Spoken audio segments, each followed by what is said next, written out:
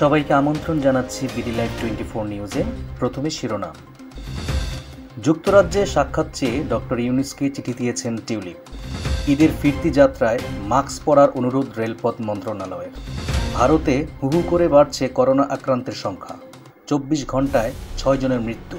এতক্ষণ শুনছিলেন শিরোনাম, এখন বিস্তারিত। প্রধান উপদেষ্টা ডক্টর মোহাম্মদ ইউনূসের সঙ্গে সাক্ষাৎ করার অনুরোধ জানিয়ে চিঠি দিয়েছেন যুক্তরাজ্যের এমপি এবং সাবেক মন্ত্রী টিউলিপ সিদ্দিক। চিঠিতে টিউলিপ বলেছেন, তার বিরুদ্ধে কথিত দুর্নীতির অভিযোগ নিয়ে যে ভুল বোঝাবুঝি হয়েছে তা মীমাংসা করতে চান তিনি। যুক্তরাজ্যের সংবাদ মাধ্যম গার্ডিয়ান এক প্রতিবেদনে এ তথ্য জানিয়েছে। টিউলিপ সিদ্দিকের আরেক পরিচয়, তিনি বাংলাদেশের সাবেক প্রধানমন্ত্রী শেখ হাসিনার ভাগ্নি। গত বছর 5 আগস্ট শিক্ষার্থী জনতার অভ্যুত্থানে যখন শেখ হাসিনার নেতৃত্বাধীন সরকারের পতন ঘটে, সে সময় যুক্তরাজ্যের প্রধানমন্ত্রী কিয়ার স্টারমারের নেতৃত্বাধীন সরকারের নগর উন্নয়ন ও ট্রেজারি বিষয়ক মন্ত্রী ছিলেন টিউলিপ। শেখ হাসিনার নেতৃত্বাধীন সরকারের পতনের পর তার এবং তার পরিবারের সদস্যদের দুর্নীতি অনুসন্ধানে নামে বাংলাদেশের দুর্নীতি দমন সংস্থা দুদক। প্রাথমিক অনুসন্ধানে রূপপুর পারমাণবিক বিদ্যুৎ কেন্দ্র প্রকল্প থেকে অর্থ আত্মসাতের অভিযোগ ওঠে টিউলিপের বিরুদ্ধে। সেই অভিযোগের অনুসন্ধান এখনও চলছে। ডক্টর মোহাম্মদ ইউনূসকে দেওয়া চিঠিতে টিউলিপ বলেছেন, আমি যুক্তরাজ্যের একজন নাগরিক, লন্ডনে জন্মেছি এবং গত 1 দশক ধরে যুক্তরাজ্যের পার্লামেন্টে হ্যামস্টেড অ্যান্ড হাইগেট এলাকার বাসিন্দাদের প্রতিনিধিত্ব করছি। আপনি যুক্তরাজ্যে সফরে আসছেন, আমি আপনার সঙ্গে সাক্ষাৎ করতে আগ্রহী। আমার সঙ্গে আমার মায়ের বোন ও বাংলাদেশের সাবেক প্রধানমন্ত্রী শেখ হাসিনার সম্পর্ক নিয়ে যেসব ভুল ধারণা বাংলাদেশের দুর্নীতি দমন কমিশনের বরাতে ছড়িয়ে পড়েছে, আমি আশাবাদী যে আপনার সঙ্গে আমার সাক্ষাতের পর সেসব দূর হবে। পবিত্র ঈদুল আজহা উপলক্ষে ট্রেনের ফিরতি যাত্রায় যাত্রীদের স্বাস্থ্যবিধি মেনে চলতে এবং মাস্ক পরার অনুরোধ জানিয়েছে রেলপথ মন্ত্রণালয়। সম্প্রতি কোভিড-19 সংক্রমণের হারের ঊর্ধ্বগতি বিবেচনা করে এমন নির্দেশনা দেওয়া হয়েছে।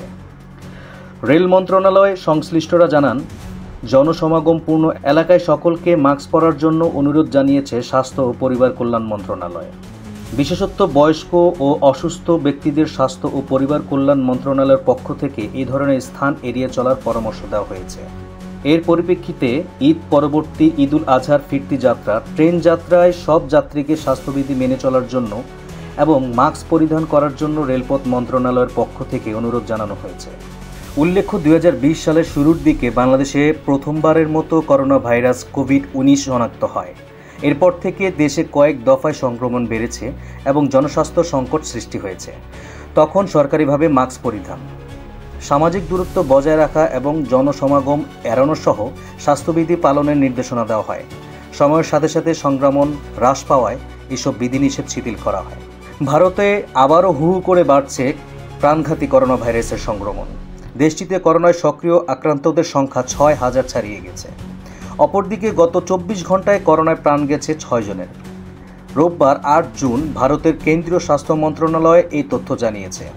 তারা বলেছে, গত 24 ঘন্টায় নতুন করে আক্রান্ত হয়েছেন 769 জন, যার মধ্যে কেরালায় সবচেয়ে বেশি মানুষ আক্রান্ত হয়েছেন। এরপর যথাক্রমে আছে গুজরাট, পশ্চিমবঙ্গ এবং দিল্লি। বর্তমানে দেশটিতে সক্রিয় আক্রান্তের সংখ্যা 6,133 জন।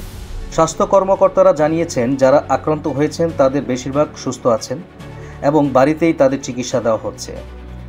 ভারতে হঠাৎ করেই করোনার প্রাদুর্ভাব শুরু হয়েছে। গত 24 ঘন্টাতে 6 জনের মৃত্যু হলেও গত জানুয়ারি থেকে জুন পর্যন্ত মাত্র 65 জনের মৃত্যুর তথ্য রেকর্ড করা হয়েছে।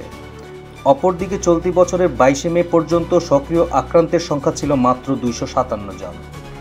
সতর্কতার অংশ হিসেবে ইনফ্লুয়েঞ্জার মতো রোগ এবং শ্বাস প্রশ্বাসজনিত সমস্যায় আক্রান্ত ব্যক্তিদের নজরদারিতে রাখা হচ্ছে। 2019 সালের শেষের দিকে চীনের প্রথম করোনায় সংক্রমণ শুরু হয়, যা কোভিড-19 নামে পরিচিত পায়। এই করোনার প্রভাবে থমকে গিয়েছিল পুরো বিশ্ব। দেশ বিদেশের তথ্যবহুল সংবাদ সবার আগে পেতে বিডি লাইভ 24 নিউজ ইউটিউব চ্যানেলটি সাবস্ক্রাইব করুন ও ফেসবুক পেজটি ফলো করুন।